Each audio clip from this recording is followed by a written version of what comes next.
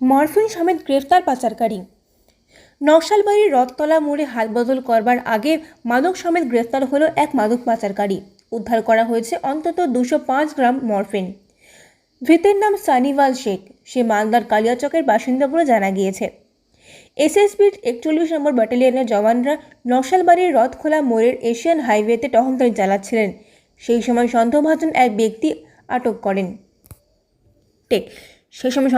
এক ব্যক্তিকে দেখে তারা আটক করেন। এরপর শুরু হয় তল্লাশি চালিয়ে ওই ব্যক্তির কাছ থেকে উদ্ধার করা হয় 205 গ্রাম মরফিন। এসএসবি সূত্রে জানা গিয়েছে যে ধৃত মালদা থেকে মরফিন এনে হাত বদল করার জন্য নকশালবাড়ির রথখোলা মোড়ে প্রতীক্ষালয়ে অপেক্ষা করছিল। পরে ওই ব্যক্তিকে নকশালবাড়ি পুলিশের হাতে তুলে দেয় এসএসবি। জানা গিয়েছে আজ ধৃতকে শিলিগুড়ি মহকুমা আদালতে পেশ করা হয়েছে। এই গোটা ঘটনা তদন্তে রয়েছে পুলিশ।